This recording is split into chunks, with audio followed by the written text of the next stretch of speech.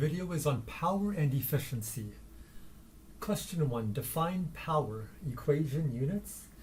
Power is the rate of work done or rate of energy transfer. Has the units of energy over time, or at an exact moment, it's force times velocity. Has the units of joules over second, or Newton meters over second, or watts. Question 2. Define efficiency. Equation units. Efficiency is useful energy out over actual energy in, or useful power out divided by actual power in. Has no units. It has limits between 0 and 1. Question 3. John, who has a mass of 72 kilograms, climbed from an elevation of 3,100 meters to the summit of Torrey's Peak at 4,300 meters. The hike required 4.8 hours. Calculate the average power supplied. So power is delta W over delta T.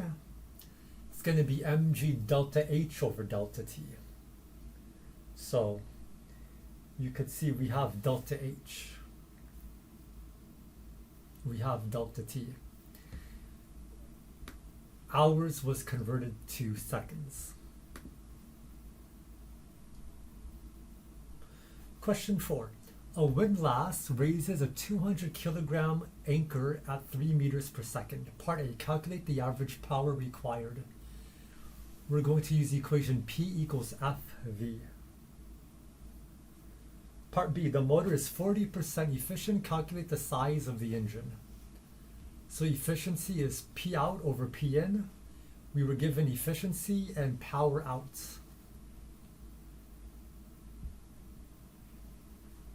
Power out came from part A.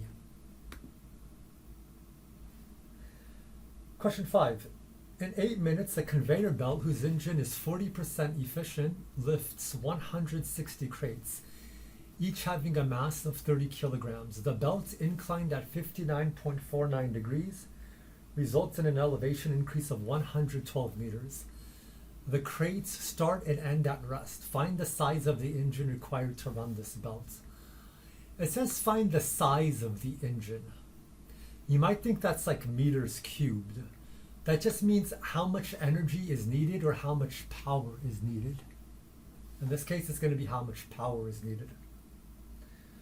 So power in is going to be P out over E.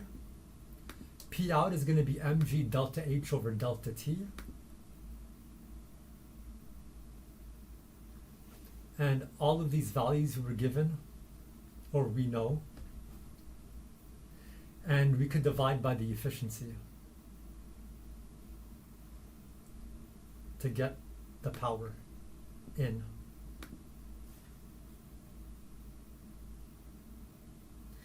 This should say 2.75 times 10 to the 4, not 5, times 10 to the 4. Question 6. Danny, who has a mass of 75 kilograms, is swimming at 2 meters per second. The end is near. In 4 seconds, he accelerates to 14 meters per second to win the gold medal. So he's going to go from 2 meters per second to 14 meters per second. Part A. Calculate the work he did during the 4-second sprints. So work is equal to the change in kinetic energy. And we were given all those values. Part B, calculate the average power during the sprint. So we have delta W from part A. Part C, calculate his acceleration. We were given V initial and V final. And we were given time, 4 seconds. So this is all given to us.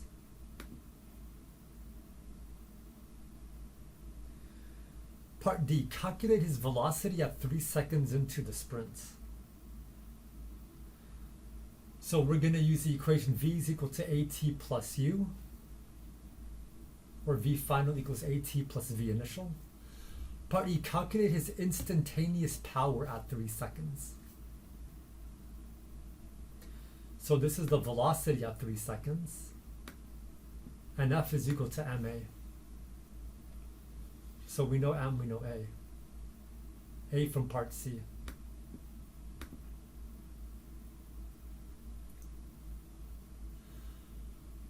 Question 7. Paige cruises at a constant 65 meters per second in her 1500 kilogram BMW up Mount Soledad, which is inclined at 30.51 degrees.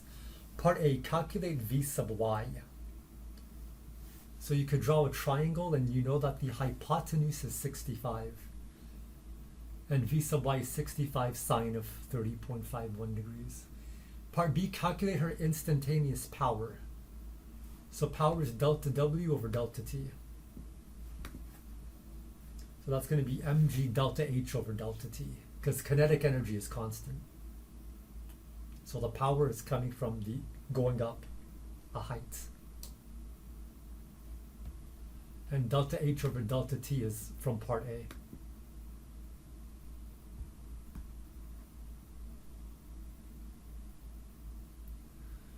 Question 8. Amber's 2,500 kilogram BMW accelerates from 8 meters per second to 5,200 meters per second in 4 seconds as it zooms up Pikes Peak, whose elevation is 72 meters and whose incline is 36.9 degrees. Part A, calculate the total work done by the engine. So we got the change in kinetic energy plus the change in GPE. So we have numbers for change in kinetic energy. We have numbers for change in GPE.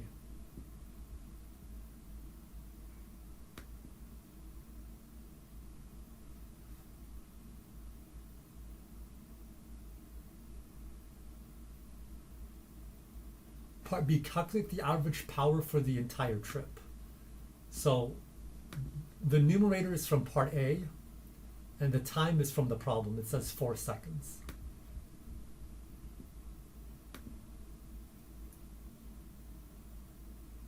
Part C, calculate V sub y 3 seconds into the trip. So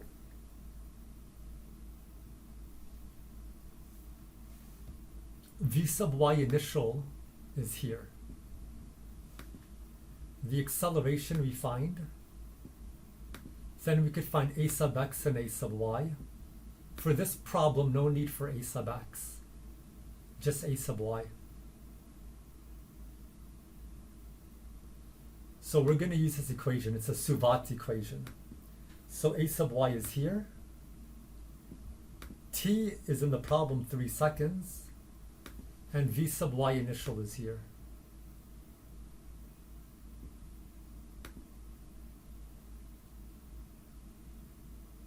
Part D, calculate the instantaneous power 3 seconds after beginning to accelerate. Instantaneous power at 3 seconds. So there's going to be 3 steps. Step 1, calculate the speed of the BMW at 3 seconds. This is the speed of the BMW at 3 seconds. V sub y. This is V sub x. And this is V, the hypotenuse. Step 2, determine the driving force at 3 seconds. So sigma f sub y equals ma sub y equals f normal minus fg cosine theta is 0 newtons because the car is not jumping up and down. Sigma f sub x equals ma sub x equals f driving minus force of gravity sine theta. So let's solve for force driving, which is here.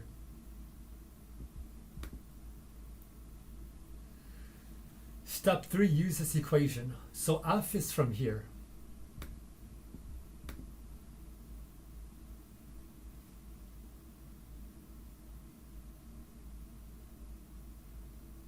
And then V is going to be 41 seconds from here.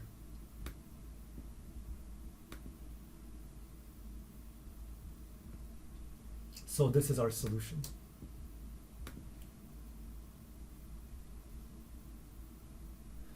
Question 9. The takeoff thrust of an airplane engine is approximately 514,000 newtons.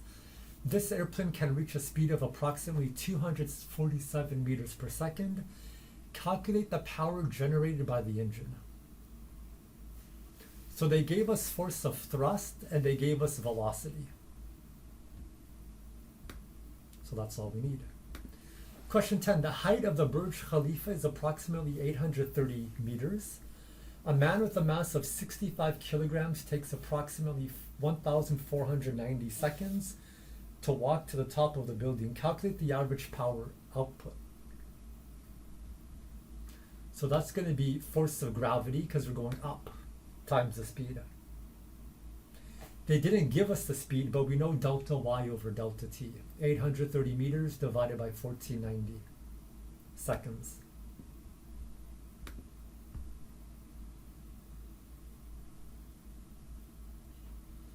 Question 11. A truck which has a mass of 1250 kilograms travels eastward on a horizontal road. There is a constant resistive force of 325 newtons. So it's a horizontal road. Calculate the power generated from the driving force when the truck has a speed of 12 meters per second and an acceleration of 0.625 meters over second squared. So step 1, use Newton's second law. Solve for the driving force. Step 2, use this equation, P equals FV.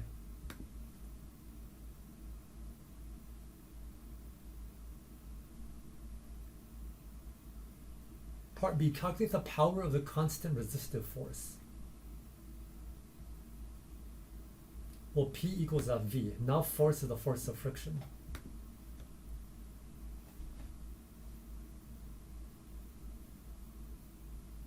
Part C, calculate the time rate of change of the kinetic energy of the car. So it says time rate of change of the kinetic energy of the car. So that's kinetic energy over time.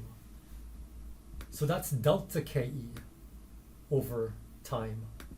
So we know this equation, and if we divide this equation both sides by time, we get power. We also know this equation. If we divide both sides by time, we get power. In our equation, theta is 0. So this actually just means here the power. So the net power we have is the solution.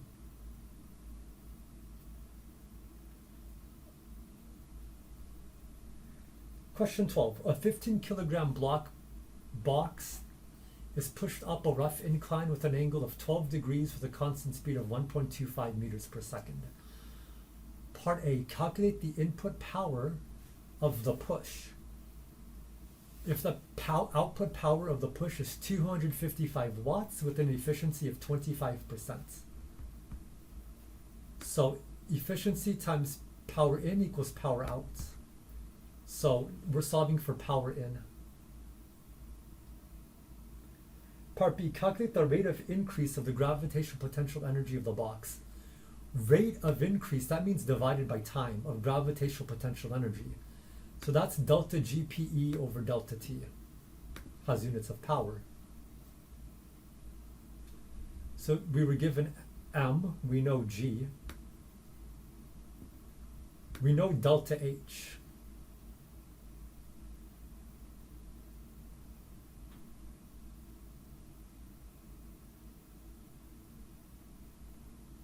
It's going to be 1.25 times the sine of 12 degrees. Why? Because that's delta H over delta T.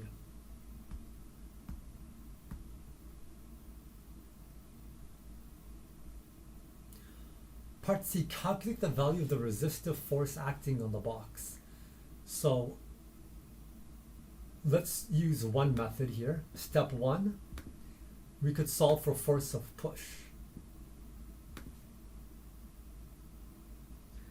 Step 2, we're going to use this equation. Sigma F sub x equals force of push minus force of friction minus force of gravity. We know A sub x is 0 because it says constant speed. So solving for force of friction, we get this. And then we could solve for force of friction. Method 2, we know that the total work done is 0. And if we divide both sides by time, the total power done is 0. So we could just solve for force of friction to get 173. Question 13, a 70 kilogram man runs up an incline with a constant speed of 3.50 meters per second, which is 20 degrees above the horizontal. The constant resistive force acting on the man is 13.5 newtons. Part A, label the forces on the man. We got force of push, force normal, force friction, force gravity. If you want to call it the driving force, we could call it the driving force. Part B, calculate the power output of the man. Well, the man is moving at a constant speed. So sigma F sub x is equal to 0 since A sub x is 0. We could solve for force of push to get 248 newtons. Step 2, use the equation P equals FV.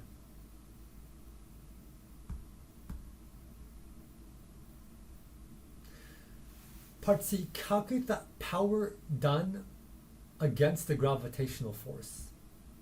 So that's just force of gravity times the vertical velocity. What's the vertical velocity? It's going to be 3.5 meters per second times the sine of 20 degrees.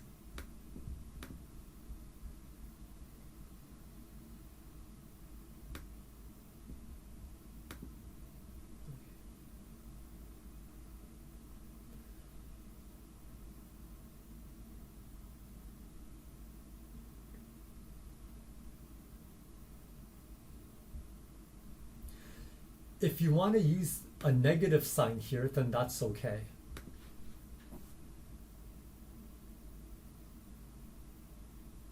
Question 14.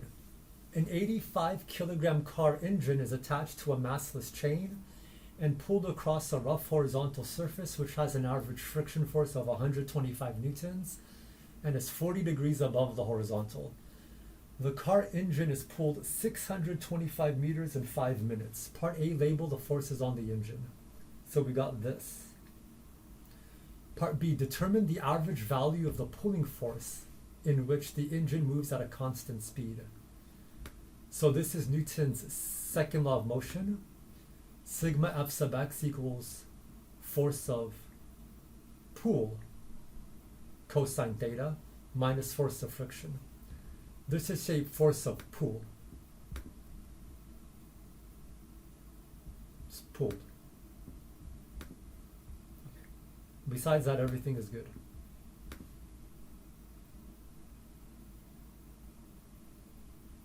Part C, calculate the work done on the car engine. Work is Fs cosine theta. So we determined F from part B. No.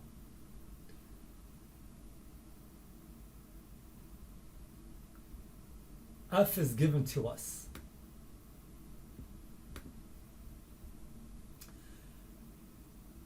Because we know the acceleration is 0, the force of pull is equal to the force of friction. And because the force of pull equals the force of friction, we could just use the force of friction.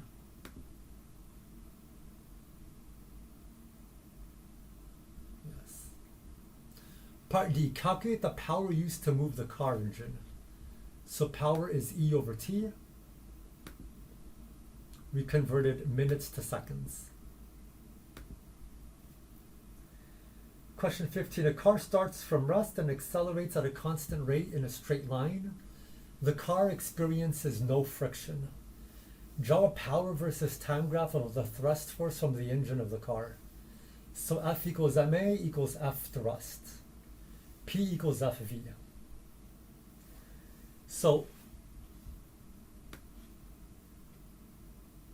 power increases at a constant rate just as V. So this is a linear graph.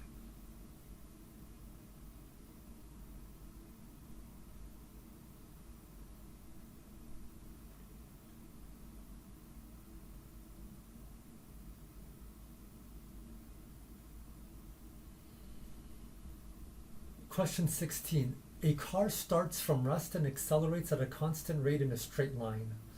The car experiences air friction. So the difference between question 15 and 16 is question 15 experienced no friction.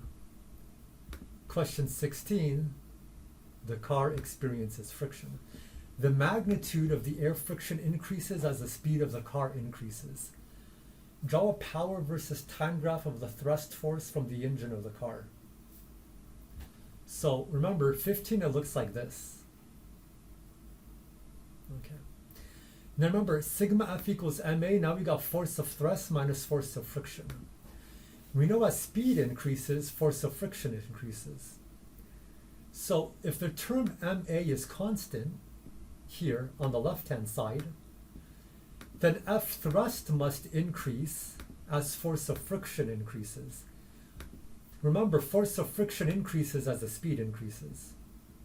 So let's solve for force of thrust. The left-hand side will increase because force of friction increases, and ma has to be constant.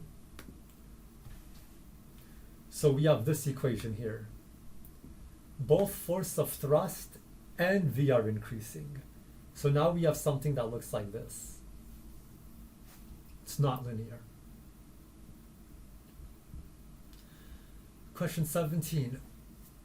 An object of mass 2 kg is pulled upward from rest with a constant acceleration up to 6 meters per second in 3 seconds. Calculate the average power output of the pulling force. So, first we find a sub y, the acceleration vertically. Then we're going to use Newton's second law to find the pulling force. Then we can use P equals FV. And V is going to be V average. The average of 6 meters per second is 3 meters per second.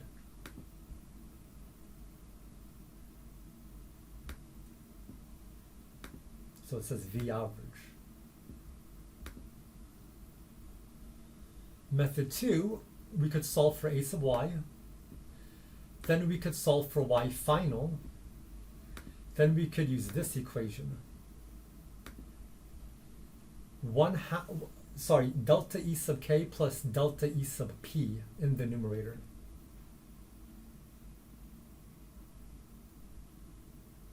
So delta H is this, and we know 1/2 mv final squared.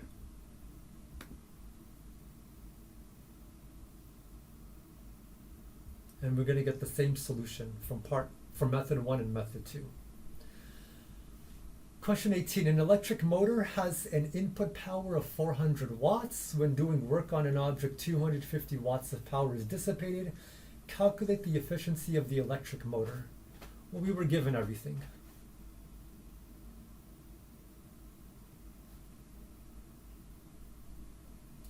Question 19. 500 joules of energy is absorbed and 400 joules of energy is ejected in one cycle of a heat engine. Calculate the efficiency of the heat engine. So remember to be careful with the English language.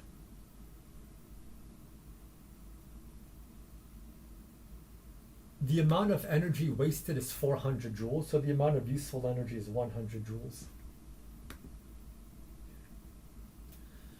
Question 20. 455 joules of work is done in one cycle on a heat engine, while 825 joules of energy is wasted. Calculate the efficiency of the heat engine. So work in, we're going to sum 455 joules plus 825 joules.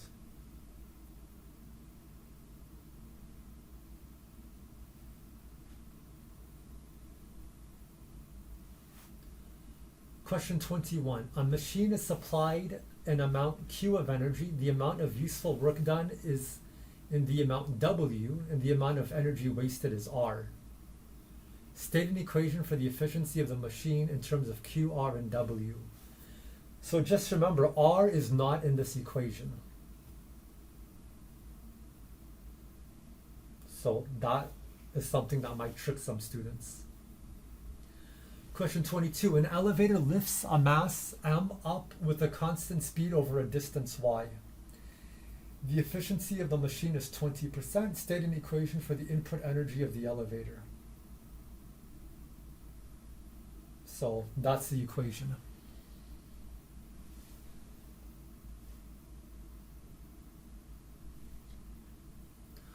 Question 23. The figure below shows an energy flow chart. State an equation for the efficiency of the system. So the efficiency of the system, we're going to have energy out, which is G, divided by energy in, which is X. So everything in the middle doesn't really matter. Question 24. An object is pulled up an incline with a constant speed by an electric motor. The efficiency of the electric motor is 0.655. The object gains 185 joules in GPE. Calculate the amount of energy dissipated.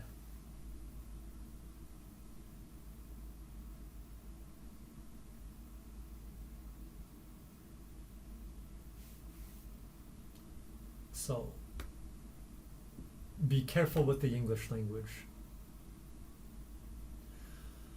Question 25. A solar panel has a surface area of 1.65 meters squared with an efficiency of 45%. The average intensity of radiation reaching the surface of the solar panel is 325 watts per meter squared. Calculate the average power output of 30 of these solar panels. So just plug in the numbers and that's the solution to get P out.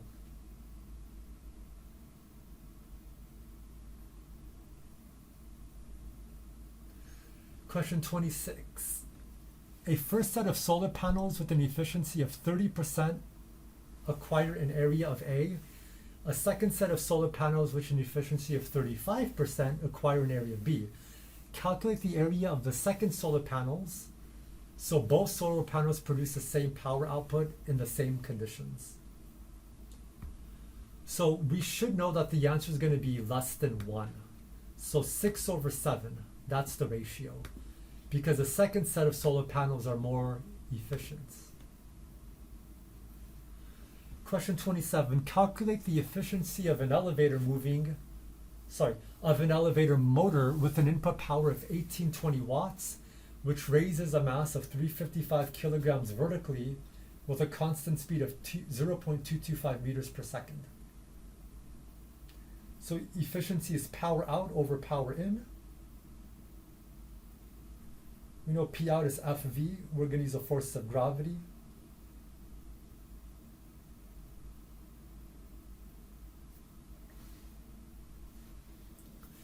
And V is like delta H over delta T. Question 28. The efficiency of an elevator motor is 35% and its input power is 255 watts. Calculate the vertical height the elevator will raise a 25 kilogram object in 3.5 seconds.